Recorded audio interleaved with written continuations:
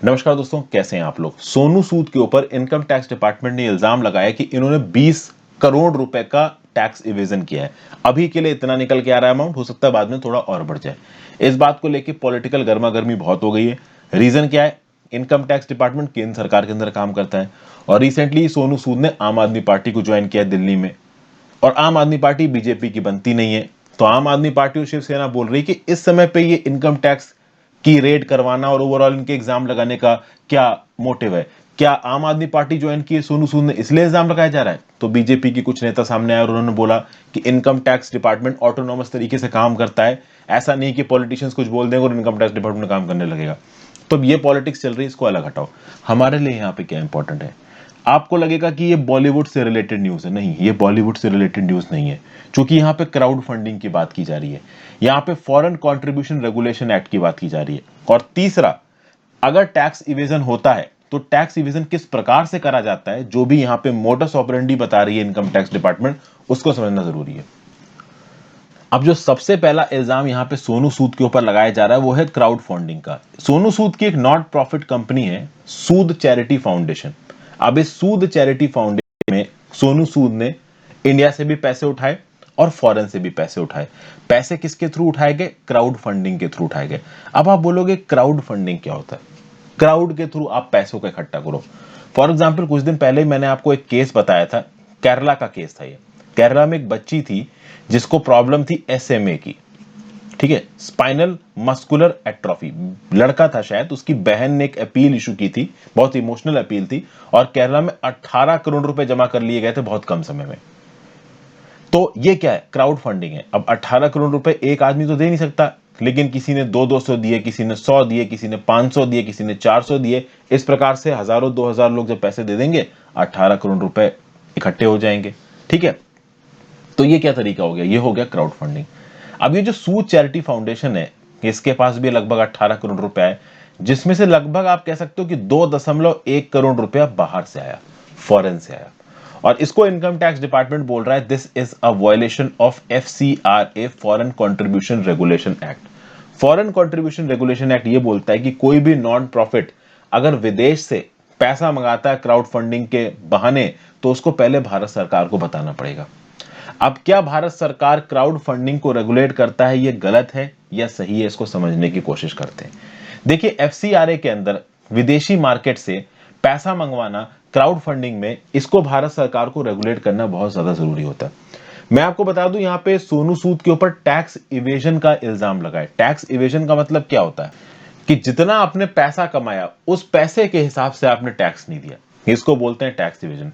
सोनू सूद साहब एक्टर हैं भाई, बड़े आदमी हैं, अच्छा खासा पैसा इन्होंने कमाया है, तो इनके ऊपर इल्जाम यह है कि जितना पैसा इन्होंने कमाया है उस पैसे के हिसाब से इन्होंने इनकम टैक्स नहीं भरा, और अब इनके ऊपर FCRA के वॉयलेशन का इल्जाम लग रहा। होता क्या है कि मनी लॉन्ड्रिंग आपने सुना होगा, इंडिया में बहुत सारे लोग ब्लैक मनी कमाते हैं, ठीक है। अब इस ब्लैक मनी के लिए हवाला ऑपरेटर्स हमारे यहां पे काम करते हैं। कैसे काम करते हैं? तो मान लो कल की डेट में कोई बहुत आला अफसारी है गवर्नमेंट का, उसने कुछ लफड़ेबाजी करी और 10 करोड़ रुपया ब्लैक मनी कमा ली, ठीक है भाई। अब ये 10 करोड़ रुपया एक ब्लैक मनी है जो कि उस आला अधिकारी के पास है, ये उसके पास कैश पड़ा हुआ होगा। ये जो आला अधिकारी है, गवर्नमेंट अधिकारी है, वो अपने बैंक अकाउंट में 10 करोड़ रुपया नहीं डाल सकता। उसको पता है कि अगर मैं 10 करोड़ रुपया अपने अकाउंट में डालूंगा, मुझे बैंक पकड़ लेगी, इनकम टैक्स डिपार्टमेंट पकड़ लेगा। तो वो किसी हवाला ऑपरेटर को कॉन्टैक्ट करेगा और वो उस हवाला ऑपरेटर से बोलेगा कि तुम ये 10 करोड़ रुपए ले लो और मेरे अकाउंट में पैसा डाल दो लीगल तरीके से। हवाला ऑपरेटर बोलेगा कि मैं अपना कट लूंगा, तो ये बोलेगा ठीक है 10% कट ले लो। तो हवाला ऑपरेटर बोलेगा ठीक है तुम कैश में मुझे 10 करोड़ रुपया दे दो, मैं तुम्हारे अकाउंट में लीगल करके 9 करोड़ रुपया डाल दूंगा। अब ये 9 करोड़ रुपया ये हवाला ऑपरेटर कैसे डालेगा? तो हवाला ऑपरेटर इस 10 करोड़ रुपए कमाने वाले घूसखोर सरकारी अधिकारी से बोलेगा कि तुम एक काम करो, तुम एक नॉन प्रॉफिट ऑर्गेनाइजेशन अपनी वाइफ के नाम पे खोलो। तो इस सरकारी ऑफिसर अपनी वाइफ के नाम पे एक नॉन प्रॉफिट ऑर्गेनाइजेशन खोल देगा, और इस नॉन प्रॉफिट ऑर्गेनाइजेशन में फॉरेन से छोटे छोटे अमाउंट में पैसा आने लगेगा, 200 रुपया, 100 रुपया, 150 रुपया, और टोटल 9 करोड़ रुपया इसके अकाउंट में आ जाएगा। तो सरकार को क्या लगेगा? सरकार को लगेगा कि भाई लीगल 100 रुपया, 150 रुपया, 200 रुपया करके ओवरऑल लीगल पैसा आ रहा है इस नॉन प्रॉफिट के अकाउंट में, जबकि वो पैसा वही ब्लैक मनी था जो कि इस हवाला ऑपरेटर को दिया। अब सवाल ये भी उठता है कि ये हवाला ऑपरेटर ने इस कैश 10 करोड़ रुपए को कैसे इस्तेमाल किया। अब ये अपना एक अलग ही क्वेश्चन है, इसमें नहीं जाते हैं। तो जो ब्लैक मनी को इलीगली इंडिया के बाहर भेजा जाता है और बाहर के मार्केट से जो पैसे को व्हाइट बना के इंडिया के अंदर भेजा जाता है, इसमें एक बहुत मेजर तरीका होता है क्राउड फंडिंग। छोटी छोटी क्वांटिटी में पैसा एक नॉन प्रॉफिट कंपनी में लेके आना। इसीलिए फॉरेन कंट्रीब्यूशन रेगुलेशन एक्ट में सरकार ने ओवरऑल ये नियम कानून बना रखे हैं कि बाहर से पैसा अगर आप क्राउड फंडिंग के माध्यम से उठा रहे हैं तो आपको सरकार के साथ रजिस्टर करना पड़ेगा। अभी सूद चैरिटी फाउंडेशन ने ऐसा नहीं किया था, इसलिए एफसीआरए का वायलेशन भी यहां पे बताया जा रहा है। फिर कुछ और इल्जाम भी लग रहे हैं यहां पे सोनू सूद साहब के ऊपर।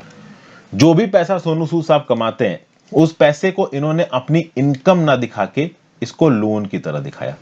मतलब किसी बोगस कंपनी से इन्होंने पैसा लोन पे ले रखा है और वो लोन भी बोगस है। इनकम टैक्स डिपार्टमेंट ने बोला है कि जो भी एंट्रीज सोनू सूद ने अपने अकाउंट्स में दिखा रखी हैं, उसमें जिस जिस भी फर्म से इन्होंने लोन लिया है, जब उस फर्म्स के पास जाके हमने इंक्वायरी की तो पता चला कि उनको पैसा देके जबरदस्ती लोन दिखाने के लिए कहा है इस इनकम को। एक्चुअली में ये सोनू सूद की कमाई है जिसको सोनू सूद एक लोन की तरह दिखा के अपनी टैक्स लायबिलिटीज को कम कर रहे हैं।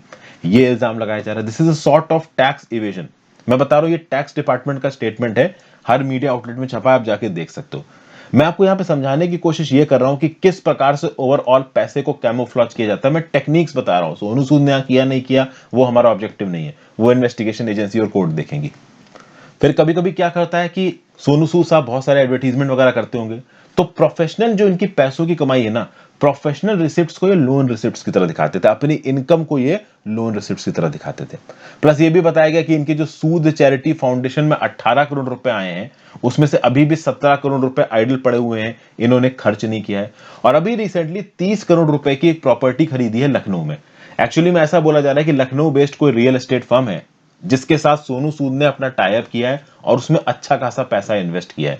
और इसी पर्टिकुलर टाई अप के बाद इनकम टैक्स डिपार्टमेंट की जो आप कह सकते हो पकड़ थी ना, वो सोनू सूद के ऊपर आ गई और फिर इनके ऑफिस में रेड मारी गई और ऐसा बोला गया कि इनक्रिमिनेटिंग एविडेंसेस मिले हैं जिससे यह बात पता चलती है कि सोनू सूद ने टैक्स इवेजन किया है। अब वो जो भी एविडेंसेस हैं वो कोर्ट के पास जाएंगे, कोर्ट देखेगा कि वो सही है या नहीं सही है। तो यहां पे बेसिक कंसेप्ट्स क्या थे? एक तो ये समझना कि टैक्स इवेजन किस प्रकार से किया जाता है, दूसरा क्राउड फंडिंग क्या होती है, तीसरा फॉरेन कंट्रीब्यूशन रेगुलेशन एक्ट जो है, इसके अंदर पैसों का जो इनफ्लो होता है बाहर से, देश के बाहर से देश के अंदर, इसको रेगुलेट करना। अब खास बात दोस्तों ये है कि कोई एनजीओ, कोई सिविल सोसाइटी ऑर्गेनाइजेशन इस प्रकार से एफसीआरए के अंदर अगर पैसा मंगाता है, फॉरेन से पैसा मंगाता है, तो उसके ऊपर कुछ रिस्ट्रिक्शंस लगाए जाते हैं। लेकिन आपको पता होना चाहिए कि एफसीआरए में पॉलिटिकल पार्टीज बाहर से डोनेशन ले सकती हैं और इस बारे में पॉलिटिकल पार्टी को किसी को बताने की जरूरत नहीं कि उन्होंने कहां से डोनेशन लिए। तो अगर नियम कानून है तो नियम कानून तो सबके लिए बराबर होना चाहिए ना। तो किसी सिविल सोसाइटी को, किसी नॉन प्रॉफिट को अगर ये बताने की जरूरत है कि उनके पास फॉरेन से पैसा कहां से आया, फॉरेन से पैसा लाने से पहले रजिस्टर करने की जरूरत है, तो at the same point of time her political party को भी ये प्रॉपर तरीके से डिस्क्लोज करना चाहिए कि उनके पास फॉरेन से अगर डोनेशन आ रही है तो कितनी आ रही है और कैसे आ रही है, कहां से आ रही है। इस प्रकार का कोई भी रेवलेशन किसी भी पॉलिटिकल पार्टी के द्वारा नहीं किया जाता है। तो ये हमने एक टॉपिक को समझने की कोशिश की। आशा करता हूं कुछ ना कुछ यूजफुल आपको यहाँ पे जानने को मिला होगा। आप अपने व्यू पॉइंट नीचे कमेंट बॉक्स में दे सकते हैं। इंस्टाग्राम पे चाहे तो फॉलो कर सकते हैं, टेलीग्राम ग्रुप ज्वाइन कर लीजिए और अगर आपको मेरा काम पसंद आ रहा है तो ज्वाइन बटन दबा के हेल्प भी कर सकते हैं। Thank you so much for watching friends. अपने व्यू पॉइंट नीचे कमेंट बॉक्स में देख के जाइएगा। आप मुझे बताइए क्या लगता है, सोनू सूद ने यहाँ पे गड़बड़ की है? क्योंकि first wave of corona pandemic के दौरान जो माइग्रेंट्स थे उनको अपने घर तक भेजने का बड़ा जबरदस्त काम किया था सोनू सूद साहब ने, तो उस समय में इनकी खासा तारीफ हुई है। अब इनके ऊपर टैक्स इवेजन के इल्जाम लग रहे हैं, तो what do you think, whether this thing is right और रॉन्ग? आप अपने व्यू पॉइंट दे सकते हैं नीचे कमेंट बॉक्स में। Thank you so much for watching, have a great day.